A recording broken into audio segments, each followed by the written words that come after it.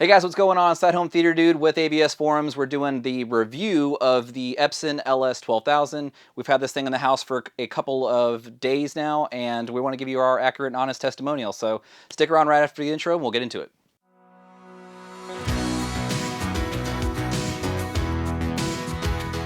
Okay, so real quick, I want to go over the differences between the LS12000 versus the EPSON 6050 model, also known as the 5050.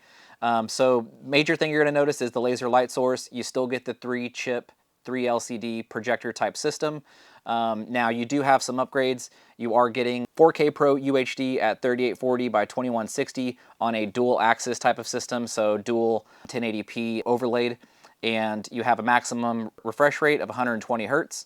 Also, it has a very low latency, so it's under 20 milliseconds, which is incredible whenever it comes to projection. And if you're a serious gamer, pretty much anything under 30 is really going to meet the muster for you. But that's just what I've noticed on the spec sheet here. So you will get a bump in brightness. This one is 2700 versus the 2600 on the bulb. Now you get almost double the contrast ratio. So this one is up to 2.5 million to 1 on the contrast ratio versus the 1.2 on the 6050. You have more areas of white balance, so you have 14-point adjustment versus just the 8-point adjustment. Okay, so HDR color processing, this is a full 10-bit unit.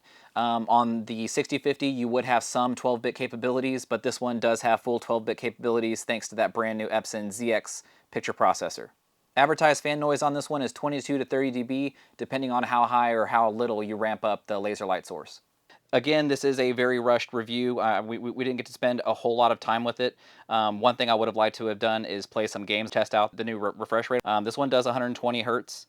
Another thing I'd like to let you guys know about is that this one does have improved picture processing. So it was kind of a ding that the EPSON projectors from before didn't necessarily have tone mapping. This one has HDR10 and HDR10 Plus, which is really going to help out with that as well. I noticed that, like I was talking about in some of those scenes, without clipping the highlights and crushing the shadows as well.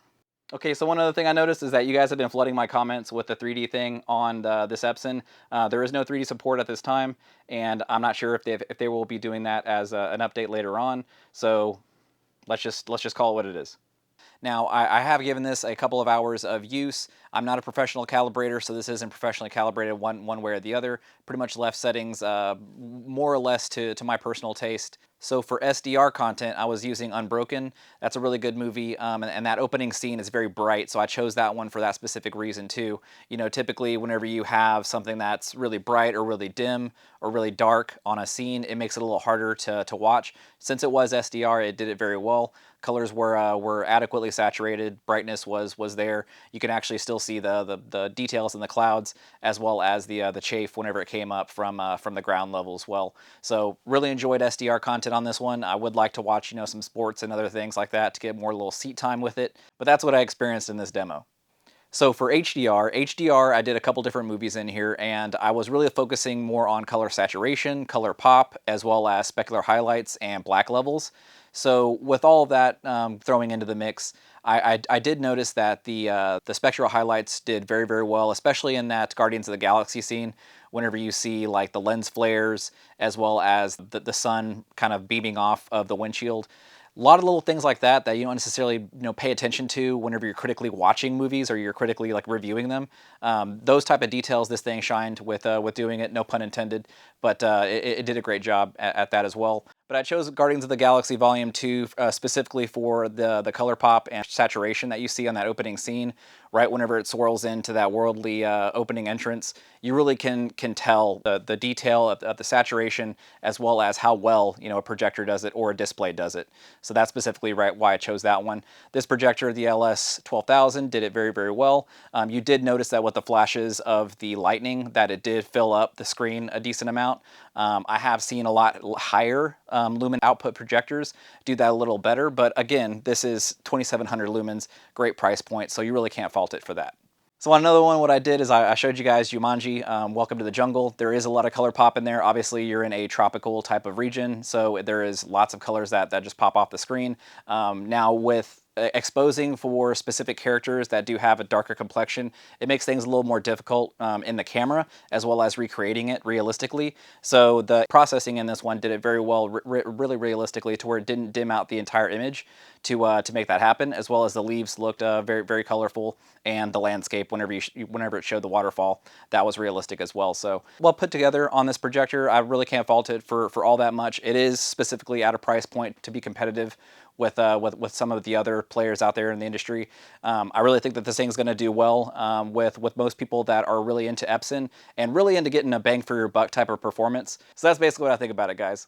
Okay, so let's talk about the quick and dirty of this projector. So overall, image quality looks really good. You have tremendous brightness throughout this thing. I wouldn't necessarily stretch this thing too big. I know on their specs it says you can go up to a 300-inch image, but realistically with 4K HDR, you know, I really think that the sweet spot would be right around 130 on a 16:9 image on this one. So just for reference, in this room, it was roughly a 140 on a diagonal 16:9, and then it was a 120 whenever we did the 235. So that just gives you a frame of reference. And this is a negative gain screen. It's a nit screen, so that does have something to do with it as well. But overall, you know, just the conditions that it was in, one for one, I don't necessarily think that you need to get the absolute biggest screen whenever it comes to projectors. You know, just get something that's going to work well with your projector, with your screen, so that you have an actual realistic and happy experience with it. Okay, so just real quick, with my time with this projector, I did notice a couple different things with picture quality. The brightness was actually really good on this one. I did have the laser cranked up to 100%, so maybe that does have something to do with it as well. So one other thing I forgot to mention, that this actually has Anamorphic Mode. So what you can do is you can affix a lens to this unit, and then you should be able to use the full 4K isms, as it would be with the E-Shift, into your ultra wide screen. Well, alright guys, that's going to be my quick review of the EPSON LS12000. They don't give these things out very long for reviewers. Thanks so much to AVS Forums for giving us first look at this thing. This thing is actually really incredible. I really think that you guys will really enjoy it as well. That's all I got. If you guys want to comment down below on what your favorite part of this one was, or if you guys have any questions about it, feel free to leave a comment down below. Make sure you contact your local EPSON dealer. I'm not selling these things, so I'm not making a dime off of them. So you guys can check that out as well if this interests you. But that's all I got. Make sure you like, comment, subscribe, and I'll catch you in the next one.